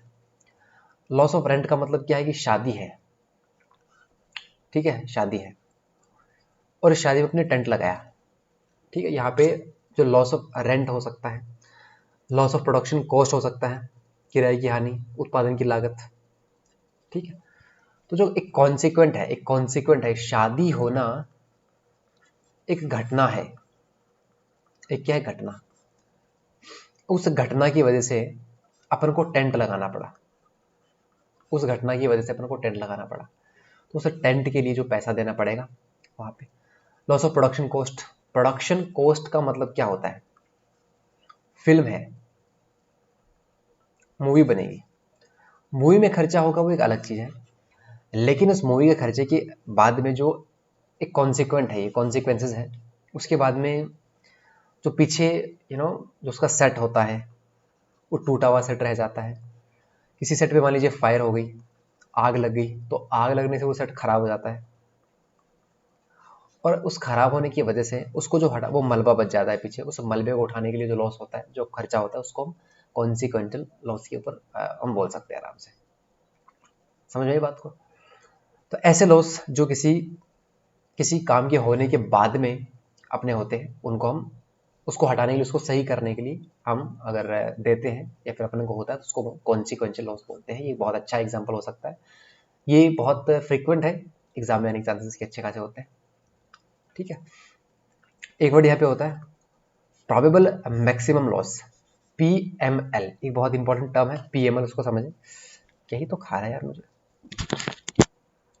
प्रोबेबल मैक्सिमम लॉस क्या होता है, संभावित अधिकतम हानि, PML। एक होता है MPL, देखो MPL का मतलब होता है मैक्सिमम प्रोबेबल लॉस, यहाँ पे समझिएगा। MPL का मतलब क्या होता है, मैक्सिमम प्रोबेबल लॉस, कि मैक्सिमम प्रोबेबल लॉस कितना हो सकता है। ठीक है, एक कोई मैक्सिमम लॉस कितना हो सकता है, मान लीजिए आपको आपको पता लगा कि एक फैक्ट है, एक एवरेज फैक्ट है कि जब दो ट्रेनें आपस में टकराती हैं, या फिर एक ट्रेन जो पटरी से उतरती है, तो एवरेज जो रिस्क होता है, वो रिस्क होता है मान लीजिए 100 करोड़ का। 100 करोड़ का वो क्या होता है, रिस्क होता है। समझे? मान लीजिए दो ट्रेनें आपस में टकराती है, तो जब भी हम जितनी भी ट्रेनें आपस में टकराई है, ऑल ओवर मतलब हिस्ट्री अगर देखेंगे, और एवरेज अगर उनकी बात करें कि इतने उन पे खर्चा कितना हुआ है, ओवरऑल मिला के खर्चे की बात करें, लॉस की बात करें, तो कितना हुआ, 100 करोड़ का लॉस हुआ है। लेकिन अगर मान लीजिए यहाँ पे ऐसा बताया जाता है कि सिर्फ और सिर्फ एक ही डब्बा पटरी से नीचे उतरा है, तो आपने देखा कि यार पूरी ट्रेन में ना 40 डब्बे थे, और एक डब्बा जो है नीचे उतरा है, इंजन नीचे उतरा है, तो लॉस होने के चांसेस कितने हैं? तो यार बोलोगे कि 1/40 है, 1/40 है, 1/40 है। तो probability of peril striking, peril striking का मतलब क्या, खतरे के होने की संभावना, प्रोबेबिलिटी कितनी है खतरे के होने की संभावना, वो होता है प्रोबेबल मैक्सिमम लॉस। ये होता है मैक्सिमम लॉस। भैया आपको पता है कि एक जब ट्रेन उतरेगी नीचे, तो ट्रेन का जो लागत है वो पूरा खतरा होगा। एक मैं ऐसे एग्जांपल ले सकता हूँ, मैं एवरेज उसको एग्जांपल नहीं लेता, वैसे भी वो भी सही है, वो गलत नहीं है। मान लेता हूँ कि कोई कार है, वो किसी सड़क में किसी मतलब दीवार में जाके ठुक गई, दीवार में कोई कार जाके ठुक गई। अब आपको पता है कार की जो कीमत थी वो थी 10 लाख रुपए। तो जो मैक्सिमम लॉस हो सकता है वो कितना हो सकता है कि यार कार पूरी की पूरी बर्बाद ही हो गई, कार पूरी की पूरी फायर में कॉच हो गई, मतलब खराब हो गई। तो मैक्सिमम लॉस कितना हो सकता है, 10 लाख हो सकता है। लेकिन जब बाद में पता लगा कि यार उसमें सिर्फ और सिर्फ जो है वो बोनेट का खर्चा आएगा, या फिर साइड लाइट टूटी है, ठीक है, कुछ कुछ खर्चे आए हैं, ठीक है, एक्सीलेटर खराब हुआ है, ठीक है, सामने वाला शीशा हो तो वो खराब हो गया, तो अब अगर ओवरऑल देखेंगे तो 20% का नुकसान होगा। तो जो प्रोबेबिलिटी है पेरिल स्ट्राइकिंग की वो कितनी है, 20% है। तो जो 10 लाख है उसका जो अगर प्रोबेबिलिटी निकालूंगा तो 20% आएगी। तो जो प्रोबेबल मैक्सिमम लॉस होगा वो कितना होगा, 2 लाख रुपए हो जाएगा, 2 लाख हो जाएगा। भाई 10 लाख का 20% कितना होता है, 2 लाख ही होता है। तो एक फॉर्मूला याद रखिएगा कि मैक्सिमम लॉस कितना होता है, मैक्सिमम लॉस का कितना परसेंट चांस है, ठीक है, वो होता है प्रोबेबल मैक्सिमम लॉस। वो क्या होता है, प्रोबेबल मैक्सिमम लॉस। एक बहुत अच्छा और बहुत ही शानदार एग्जाम्पल मैंने आपको लेकर समझाया। आई होप आपको समझ में आया होगा। ठीक है दोस्तों, चलिए अगले एग्जाम्पल पे, अगले क्वेश्चन पे चलते हैं या फिर अगले उस पे चलते हैं। चलिए लॉस रिडक्शन टेक्निक्स के बारे में बात करते हैं। लॉस रिडक्शन टेक्निक्स कौन सी होती है, हानि न्यूनीकरण तकनीकें कौन सी होती है, इनके बारे में बात करेंगे। उसके बाद में मैनेजिंग रिस्क के बारे में बात करेंगे। ठीक है, और यहाँ पे दो चीज़ें आती हैं जिनके बारे में, इंडेमनिटी एग्रीमेंट क्या होता है और हेजिंग क्या होता है, इनके बारे में पढ़ेंगे। उसके अलावा टाइप ऑफ इंश्योरेंस के बारे में पढ़ेंगे कि कौन से इंश्योरेंस होते हैं। और एक हम पढ़ने वाले हैं अपने पास में, एक हम बहुत इंपॉर्टेंट चीज़ पढ़ने वाले हैं अभी भी, वो है प्रिंसिपल ऑफ इंश्योरेंस कॉन्ट्रैक्ट। ये सबसे इंपॉर्टेंट है कि प्रिंसिपल ऑफ इंश्योरेंस कॉन्ट्रैक्ट होता है या फिर इंश्योरेंस, इसमें एक चीज़ आती है इंश्योरेंस मार्केट। उस इंश्योरेंस मार्केट को सबसे पहले पढ़ेंगे, इंश्योरेंस मार्केट को सबसे पहले पढ़ेंगे। ठीक है, चलिए इसको देखते हैं।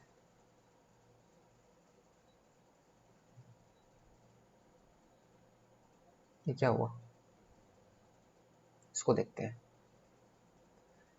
यही था ना। चलिए लॉस को रिडक्शन कैसे कर सकते हैं, कौन सी टेक्निक्स होती है, लॉस रिडक्शन टेक्निक्स कौन सी होती है समझेंगे। हानि न्यूनीकरण तकनीकें, या तो उसको सेपरेट कर देंगे आपस में। लॉस रिडक्शन कैसे कर सकते हैं, सेपरेट कर सकते हैं। डाइवर्सिफिकेशन होता है और डुप्लीकेशन होता है। मैं बताऊंगा, एक एक वर्ड को समझाऊंगा। सेपरेशन का मतलब क्या है भाई, keep away from commutable things from factory, समझ सकते हो। फॉर एग्जाम्पल लॉस रिडक्शन कैसे कर सकते हैं, मैंने एक बताया, एक फैक्ट्री है, उस फैक्ट्री के अंदर बहुत सारे फ्लेमेबल ऑब्जेक्ट्स पड़े हैं। ठीक है, तो यहाँ पे चांस है लॉसेस के, चांस है वहां पे लॉस के। लेकिन मैं अगर उनको सेपरेट कर दूं आपस में, एक को मैं यहाँ रख दूं, एक को मैं बाहर रख दूं, और एक को मैं कहीं और रख दूं, जब जरूरत पड़ेगी तब यूज कर लेंगे, लेके आ जाएंगे। ठीक है, या फिर ऐसी जगह रखूं जहां पे अगर साथ में फटे, अगर फ्लेम भी, अगर मान लीजिए इसमें आग भी लग जाती है, तब भी इनको ज्यादा कुछ फर्क पड़ेगा नहीं, ज्यादा कुछ नुकसान होगा नहीं, ऐसी जगह पे इनको रखेंगे। तो उनको सेपरेट कर देंगे आपस में। आपसे पूछ सकता है कि which one of the following is not the loss reduction techniques, कौन सा लॉस रिडक्शन टेक्निक में नहीं आता। तो सेपरेशन जो होता है, पृथक्करण जिसको हम हिंदी में बोलते हैं, लॉस रिडक्शन टेक्निक हो सकता है, जहां पे हमें keep away from commutable things from the factory, जहां पे फॉर एग्जांपल दिया ये कम्यूटेबल थिंग्स का मतलब जो फ्लेमेबल ऑब्जेक्ट्स होते हैं उनको हम क्या कर देंगे, सेपरेट कर देंगे। ठीक है, तो हम सेपरेट करेंगे तो थोड़ा सा क्या होता है, चांस होते हैं लॉस के कम होने के। डाइवर्सिफिकेशन, ठीक है, इन्वेस्ट करेंगे money in different sources, spreading risk को इन्वेस्ट करेंगे, पोर्टफोलियो बड़ा करेंगे, कुछ पैसा जो है अपना, कुछ पैसा अपना रियल एस्टेट में लगाएंगे, कुछ पैसा अपना इंश्योरेंस में लगाएंगे, कुछ पैसा अपना स्टॉक मार्केट में लगाएंगे, कुछ पैसा अपना मान लीजिए डायरेक्ट कुछ बिजनेस करेंगे उसमें लगाएंगे। तो जो अपने पैसे का हम जब डाइवर्सिफिकेशन करते हैं तो उससे भी क्या होता है, लॉस के चांसेस कम होते हैं।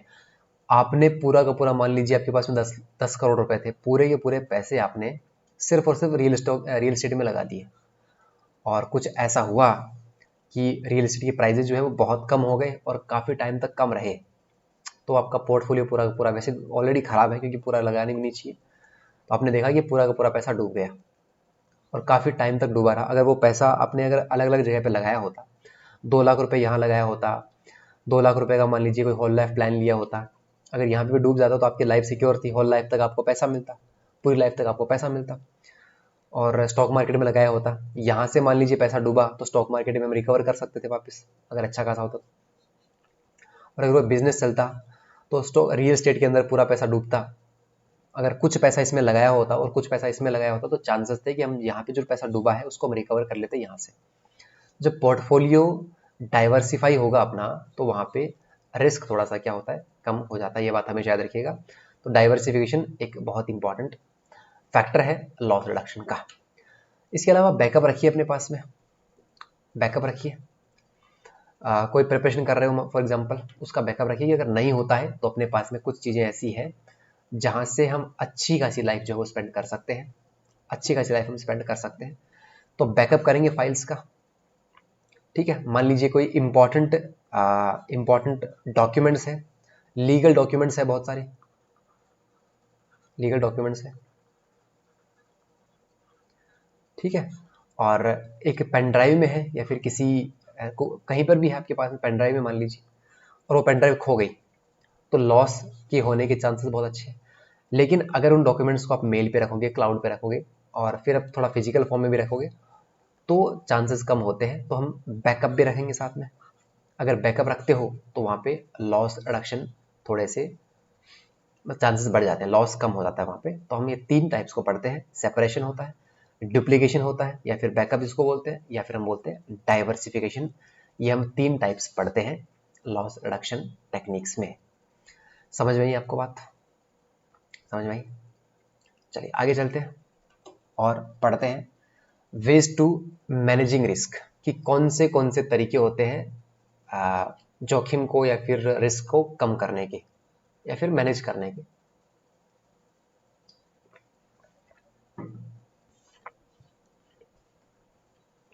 उन तरीकों के बारे में हम बात करते हैं। काफी इंपॉर्टेंट चीजें भी पढ़ने वाले हैं हम लोग साथ में।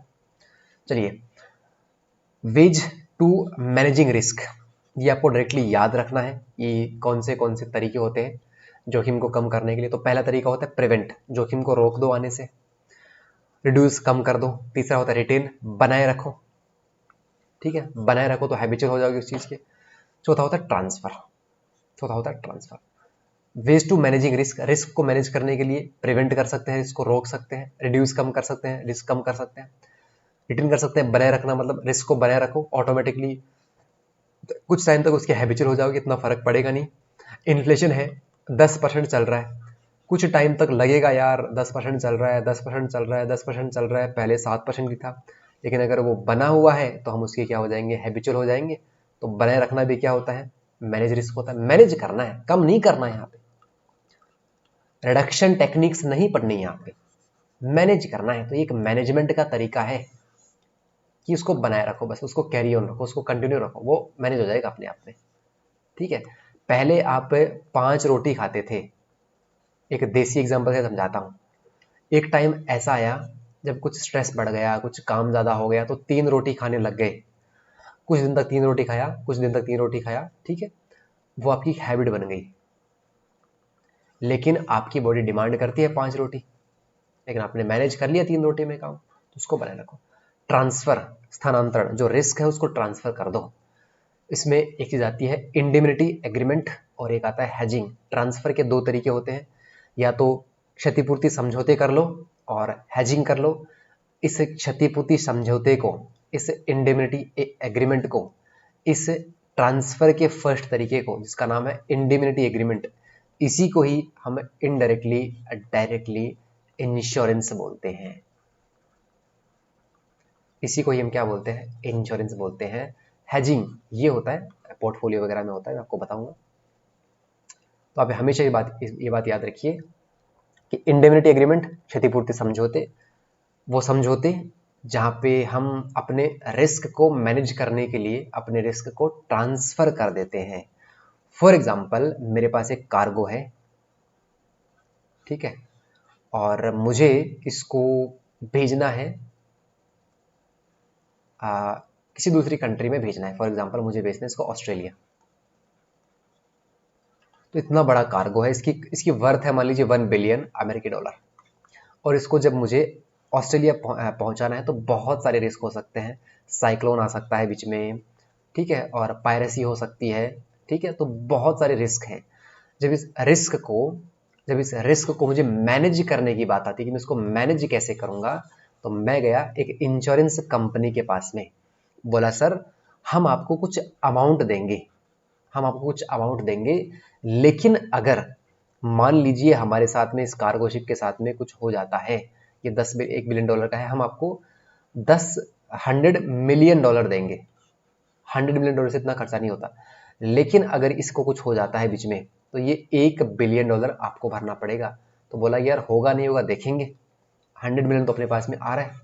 अगर मान लीजिए ऐसे 20 पीपल्स भी अपने पास में आ गए, 20 पीपल अपने पास में आ गए और एक का कोई नुकसान हो गया, मान लीजिए एक को किसी न किसी साइक्लोन ने पकड़ लिया और वो डूब गया जहाज। 20 लोग जब 100 मिलियन डॉलर लेके आए तो कितने हो गए इसके पास में, 2000 मिलियन डॉलर।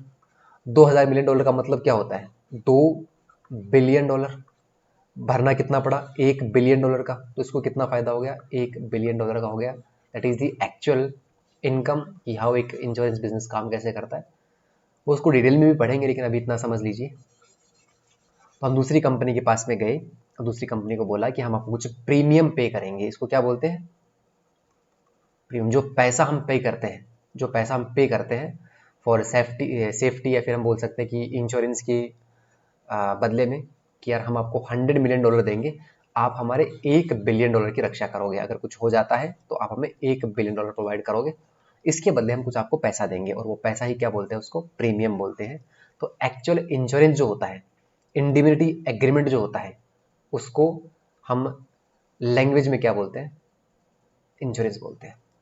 थोड़ा सा अगर और मैं समझाऊं आपको अच्छे से, इंडिमिनिटी एग्रीमेंट, क्षतिपूर्ति समझौता, where one party agrees to compensate another party for the losses they may suffer, या फिर बोल सकते हैं they may occur, इनकर बोल सकते हैं इसको।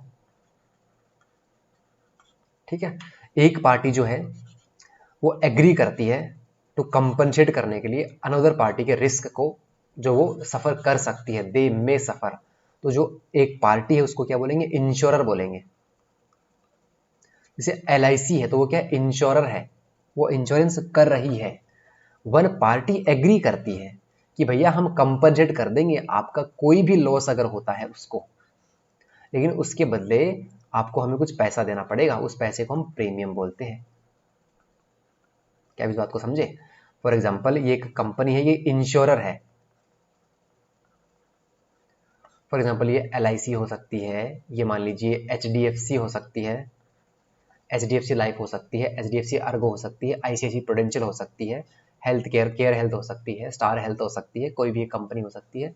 जो कंपनी बीमा करती है, इंश्योरेंस करती है,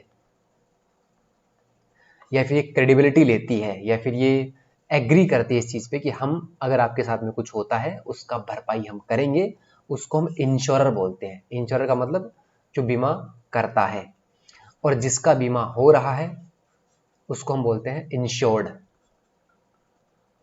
इसका बीमा होता है इंश्योर्ड। मान लीजिए मैं किसी कंपनी के पास गया, मैंने बोला कि मेरे को लाइफ इंश्योरेंस करवानी है, तो LIC ने बोला कि ठीक है हम कर देंगे। तो LIC इसमें क्या है, इंश्योरर है, और क्योंकि मेरा बीमा हो रहा है तो मैं क्या हो गया, इंश्योर्ड हो गया। समझ गए। तो एक्चुअल में इंश्योरेंस की जरूरत यहाँ पड़ती है जहाँ पे हम अपने रिस्क को मैनेज करने के लिए रिस्क को ट्रांसफर कर देते हैं। रिस्क को क्या कर देते हैं, ट्रांसफर। अब जो अपना रिस्क है ना, वो इस इंश्योरर में और इंश्योर्ड दोनों में क्या हो गया, ट्रांसफर हो गया। मतलब मेरा जो रिस्क है उस पर ट्रांसफर हो गया, मेरे पे रिस्क नहीं रहा अभी। अगर मुझे कुछ होता भी है तो वो 100 मिलियन का नुकसान होगा। जो मैंने आपको एग्जांपल देके बताया ना, कार्गो वाला, इतना नुकसान मेरे को होगा। लेकिन अगर मान लीजिए $1 बिलियन की सेफ्टी रखनी है तो उसके लिए मुझे इतना तो कुर्बानी देनी पड़ेगी। वो एक्चुअल बात है। हेजिंग एक बहुत इंपॉर्टेंट चीज़ है, एक पार्ट ऑफ फाइनेंशियल मार्केट होता है। इतना समझ लीजिए, रिड्यूस द लॉस और protect your portfolio from big losses, इसको हम क्या बोलते हैं, हेजिंग बोलते हैं। ये जो वर्ड है ना, देखो इंडेमिनिटी एग्रीमेंट ये वर्ड जो होता है और हेजिंग, ये ऑलमोस्ट सेम चीजें होती है। लेकिन जो इंडेमिनिटी एग्रीमेंट होता है वो जनरली इंश्योरेंस मार्केट के अंदर यूज होता है, इंश्योरेंस के अंदर यूज होता है, इंश्योरेंस मार्केट इसमें यूज होता है। लेकिन जो हेजिंग वर्ड होता है वो ज्यादातर फाइनेंशियल मार्केट में यूज होता है, जहां पे मान लीजिए कोई स्टॉक मार्केट है, पोर्टफोलियो है, वहां पे कोई बड़ा लॉस होने वाला, आपको लगा कि यार आने वाले टाइम में ना मार्केट पूरा कोलैप्स होने वाला है, पूरा बर्बाद होने वाला है, तो कुछ ऐसा करो, कुछ ऐसा करो कि मेरा लॉस कम हो जाए। तो ऐसी टेक्निक्स जहां पे हम बड़े लॉसेस से बच सकते हैं उसको हम क्या बोलते हैं, हेजिंग बोलते हैं। और ये पार्ट जो है ना, बोल सकते हैं, आपसे पूछ सकता है कि हेजिंग जो है वो इंश्योरेंस सेक्टर का पार्ट है या फिर जो फाइनेंशियल मार्केट है उसका पार्ट है। आपको क्या आंसर आएगा, फाइनेंशियल मार्केट का एक पार्ट होता है। क्या होता है, रिड्यूस द लॉसेस और protect your loss portfolio from big losses. बोला कि सर मुझे लग रहा है कि अभी तो मेरा जो प्रॉफिट बन रहा है वो 18% के आसपास बन रहा है, लेकिन मुझे लग रहा है कि आने वाले टाइम में चीज़ें 8-9% तक जा सकती है, तो क्या करूं। तो मैंने बोला कि एक काम करो, आप जो आपने रिस्क फंड में लगा रखा है ना, उसको आप हटा के इंडेक्स फंड में कर दो पैसा, ठीक है, वहां पे आपको नॉर्मल 10% के आसपास रिटर्न मिल जाएगा, तो वहां पे ज़्यादा नुकसान भी नहीं होगा। तो कोई भी ऐसी प्रैक्टिस, कोई भी ऐसी टेक्निक, ठीक है, कोई भी ऐसी एक्टिविटी जो आपको बचाती है बिग लॉसेस से, बड़े लॉसेस से जो आपको बचाती है, उसको क्या बोलते हैं? हेजिंग बोलते हैं। Any practice that can prevent you from big losses is called hedging. ये आप समझ सकते हो, एक बहुत इंपॉर्टेंट टर्म्स है दोनों, और यहाँ से एक्चुअल में इंश्योरेंस का पूरा सिस्टम स्टार्ट होता है, जहाँ पे जब हम अपने रिस्क को ट्रांसफर करने की बात करते हैं, तो सबसे पहला वर्ड आता है इंश्योरेंस। सबसे पहला वर्ड क्या आता है? इंश्योरेंस आता है। तो चलिए दोस्तों, बीमा सॉरी देरी ना करते हुए थोड़ा सा इंश्योरेंस को हम पढ़ते हैं, ठीक है? काफी मजा आने वाला है, काफी मजा आने वाला है। चलिए, थोड़ा सा इंश्योरेंस को ऊपर से समझाऊंगा ताकि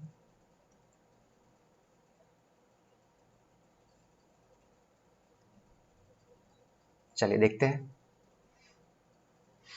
इंश्योरेंस कितने टाइप के होते हैं। टाइप ऑफ इंश्योरेंस की बात करेंगे, बीमा के प्रकार, ठीक है। उसके बाद में प्रिंसिपल ऑफ इंश्योरेंस कॉन्ट्रैक्ट की बात करेंगे, जो इंश्योरेंस कॉन्ट्रैक्ट जो अपने पास में होता है, जब आप किसी इंश्योरर के साथ में, इंश्योरर को LIC मान लेता हूँ, कि साथ में जब आप कोई कॉन्ट्रैक्ट करते हो आपस में, तो इसके क्या क्या प्रिंसिपल होते हैं उनके बारे में बात करेंगे।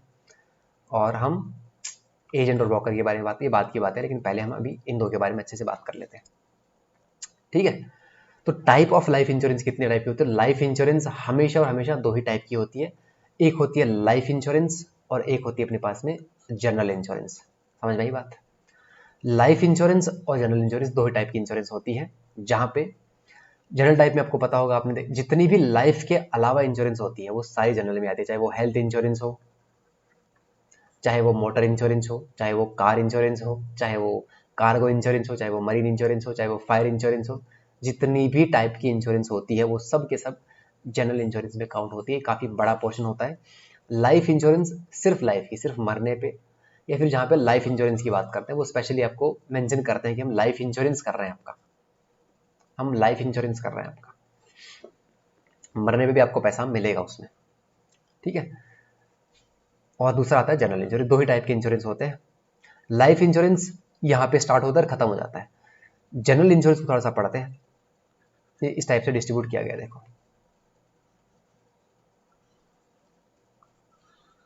ठीक है।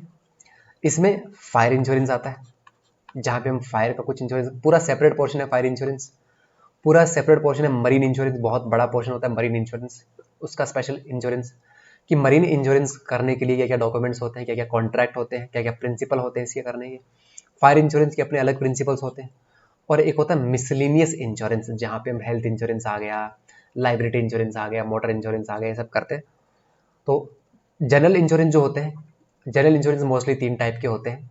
पहला होता है इसमें फायर इंश्योरेंस, कोई बड़ी फैक्ट्री है उसमें आग लगी, तो उस फैक्ट्री, मान लीजिए कोई कपास की फैक्ट्री है, उसने स्पेशल कोई इंश्योरेंस करवाया कि हम स्पेशल फायर इंश्योरेंस करवाते हैं, क्योंकि यहाँ पे ज़्यादा खतरा है किसका? फायर का।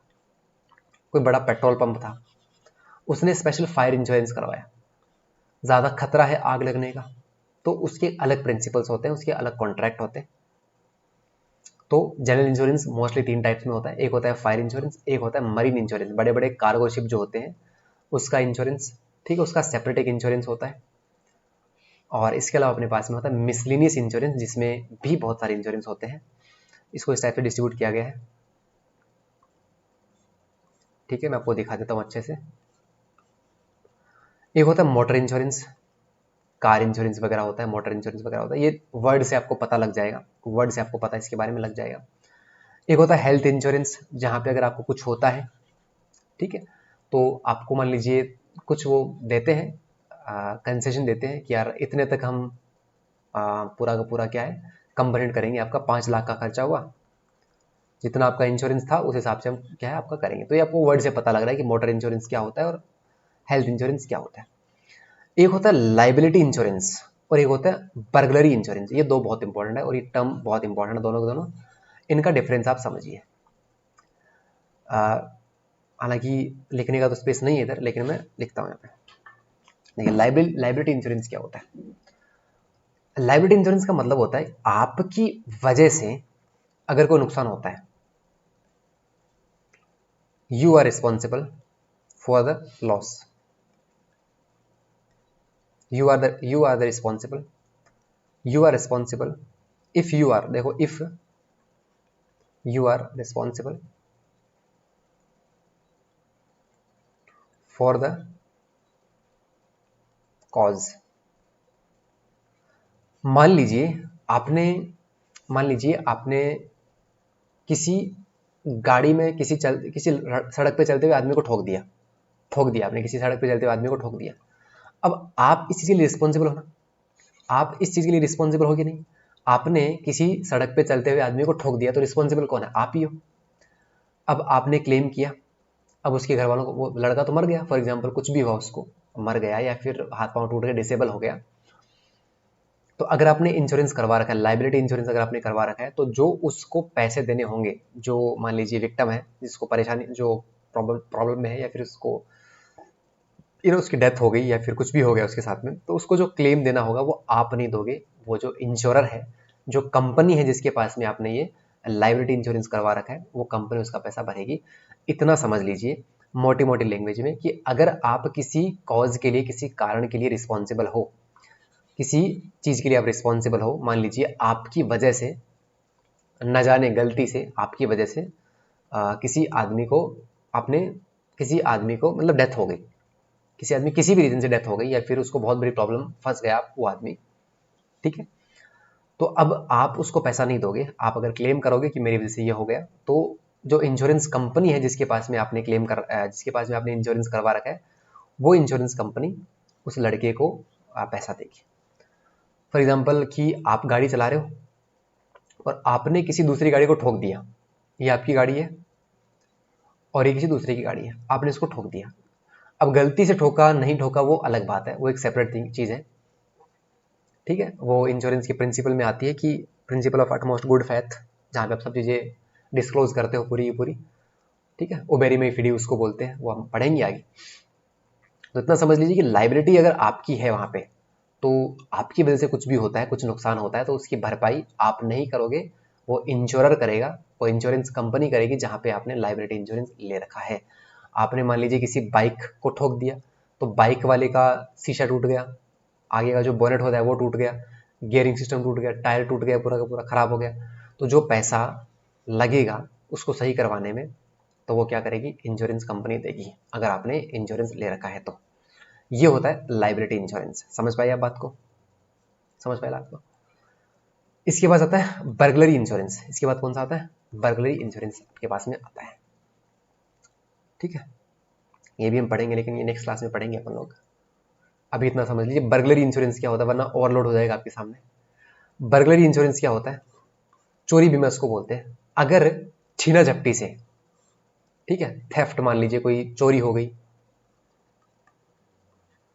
कोई डाका डाल लिया किसी ने, या जबरदस्ती से आपका सामान चोरी करके ले गया। आपकी एक दुकान थी, उस दुकान में से कोई ताला तोड़ के, कोई चोरी करके कोई सामान ले गया, और आपने इसका इंश्योरेंस करवा रखा था, तो उसका पैसा, जो भी आपका खर्चा है, जो भी मान लीजिए आपका 10 लाख का सामान वो चुरा के ले गया था, जितनी आपकी लिमिट होती है इंश्योरेंस की, मान लीजिए कि मैंने ना मेरी दुकान का जो प्रोडक्ट है, जो पूरा का पूरा है, कैपिटल जितना उसमें सामान है वो 20 लाख का है। तो मुझे लगा कि अगर मान लीजिए चोर घुसेगा भी तो कम से कम 15 लाख का सामान लेके जाएगा ही जाएगा, क्योंकि जो 5 लाख का है वो अदर कैपिटल है, फॉर एग्जांपल फर्नीचर हो गया, लाइटिंग वगैरह हो गया और अलग चीजें हैं, तो वो 5 लाख तो लेके जाएगा नहीं। तो 15 लाख तक का मेरे पास में प्रोडक्ट पड़ा है, सोना हो गया, चांदी हो गया, कुछ अदर प्रोडक्ट हो गए सोने चांदी के, तो 15 लाख का मैं इंश्योरेंस करवा लेता हूँ, ठीक है। तो अगर चोरी हो गया, कोई डाका डाल लिया किसी ने, मान लीजिए आप चल रहे हो रास्ते में, आपकी चेन को खींच के ले गया, आप ऐसे पर्सन हो जो जनरली सोना वगैरह पहनना प्रेफर करते हो, और वो आपकी फैंटेसी होती है, इच्छा होती है, तो आपने क्या किया, इंश्योरेंस करवा लिया उस चीज़ का, कि मेरे पास में मैं कम से कम एक साथ में 50 ग्राम सोना पहन के चलता हूँ, तो इसकी कीमत कितनी कितनी होती है, ऑलमोस्ट 4 लाख के आसपास होती है। ठीक है, तो आपने देखा क्या 4 लाख है, अगर कोई लूट के भी जाएगा मुझे तो कम से कम गले का लूट लेगा और हाथ का कुछ लूट लेगा, तो कम से कम 3 लाख का तो वो लूट लेगा। तो 3 लाख का मैं इंश्योरेंस करवा लेता हूँ, तो अगर पूरा भी लूटेगा तो 3 लाख तो मुझे क्लेम मिलेगा ही मिलेगा। ज़बरदस्ती से कोई आदमी अगर कुछ करता है आपके साथ में प्रॉब्लमेटिक चीज़ जिससे आपको नुकसान होता है, जितना नुकसान हुआ और जिस लिमिट तक का आपने इंश्योरेंस करवा रखा था उस लिमिट तक आपको क्लेम मिल जाता है। तो ये है पूरा इंश्योरेंस का रोड मैप, जहाँ पे हम आगे और भी पढ़ने वाले हैं, टेंशन नहीं लो आप, ये सब पढ़ेंगे। लेकिन अभी इसकी पीडीएफ में आपको दे दूंगा पूरी अच्छी तरीके से, पूरा पढ़िए अच्छे से, और हर एक चीज़ को मैं समझाते हुए चलूँगा, डिटेल में समझाऊंगा, हर एक चीज़ को समझेंगे और कोई भी प्रॉब्लम आपको नहीं आएगी, ये मैं आपको गारंटी देता हूँ।